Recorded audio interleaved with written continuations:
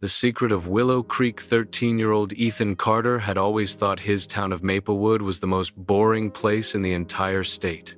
Nothing exciting ever happened there, unless you counted the annual pancake breakfast at the firehouse. But one summer afternoon, while exploring the woods behind his house, Ethan discovered something that would change everything. He was following the narrow path that ran along Willow Creek, a stream that twisted through the forest like a silver ribbon. Normally, Ethan used it as a shortcut to the baseball field, but that day he wasn't in a hurry. He just wanted to be outside, away from his little sister's singing and his mom's never-ending list of chores. As he reached the creek, he noticed something strange. Sticking out of the mud near the water's edge was a small piece of wood carved with symbols he didn't recognize. Curious, Ethan crouched down and tugged it free. It was a wooden box, no bigger than a lunch pail, sealed tight with an old brass lock. "Where did you come from?" he whispered, brushing away the mud. The box looked ancient, the wood dark and smooth like it had been polished by years of water and time. Ethan's heart thumped. It felt like the beginning of one of those mystery novels his English teacher loved. He shoved the box into his backpack and hurried home. In the safety of his room, he tried to open it with a paperclip, then a screwdriver, and finally a hammer. Nothing worked. The lock refused to budge. That night, while lying in bed, Ethan couldn't stop thinking about the box. Who had put it there? What was inside? He decided he had to solve the mystery, no matter what. The next morning, Ethan biked downtown to Old Man Harper's antique shop. Mr. Harper was cranky, but he knew more about locks than anyone else in Maplewood. The old man squinted at the box. "This isn't just some trinket, that's a sailor's chest. Late 1800s, maybe. Where'd you get it?" Found it," Ethan said quickly. Harper frowned. "Be careful, kid. Sometimes things are buried for a reason." But with a twist of his wrist, Harper popped the lock open. He handed the box back. "Whatever's inside is your problem now." Ethan opened it right there on the counter. Inside was a folded piece of yellowed paper, along with a strange-looking compass. The compass needle didn't point north, it spun wildly, then stopped, pointing east. The paper was a map, hand-drawn. It showed Willow Creek, the baseball field, and the woods around it. At the very edge of the map was a red X. Next to it were two words: "Find truth." Ethan felt a shiver. He didn't know what truth meant, but he knew he had to find out. That afternoon, he followed the compass through the woods. It didn't point north, but it seemed to guide him in the direction of the red X. The deeper he went, the quieter the forest became. Even the birds stopped chirping. Finally, the compass needle froze, and Ethan found himself standing before an old stone wall, half hidden by vines.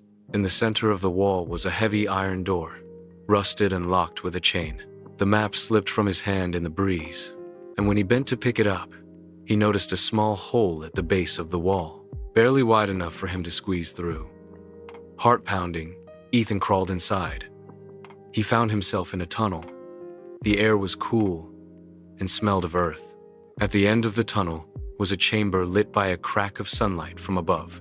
In the middle of the chamber stood a chest, larger than the one he'd found by the creek. Ethan hesitated. His brain screamed at him to turn back, but his curiosity was louder. He lifted the lid. Inside were journals, dozens of them, stacked neatly. The leather covers were cracked with age. He opened the first one and began to read. The words inside told a story that made his stomach flip. The journals belonged to Captain Nathaniel Carter, Ethan's great-great-grandfather.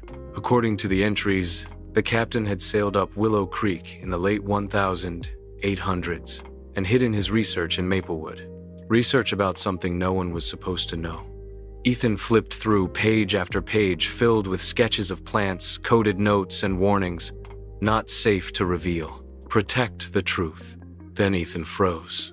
On the last page of the final journal were words written in a sharp, hurried hand.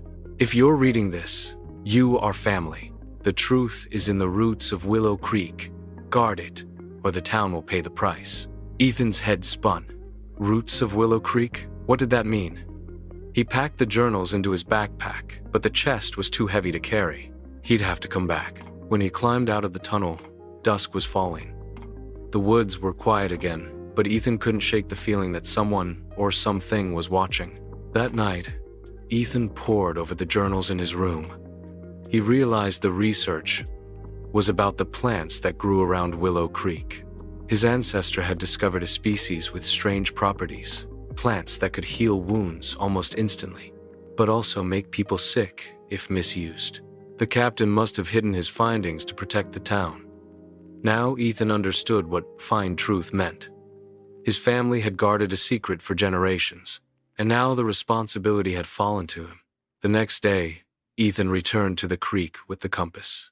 He followed its pull to a massive willow tree whose roots twisted into the ground like claws. Beneath it, half hidden by leaves, was another carved box. Inside was a small glass vial filled with green liquid. Ethan held it carefully. This was the secret, the discovery that could change everything for good or bad. He thought about showing it to his science teacher, or maybe even the mayor. But then he remembered Captain Carter's words.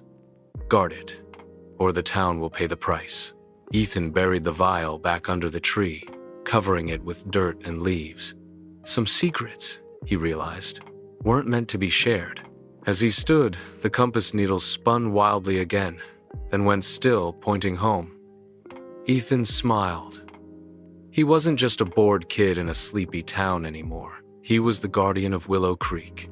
And whether the world ever learned the truth or not, he knew one thing for sure. Adventure could be found anywhere, even in Maplewood.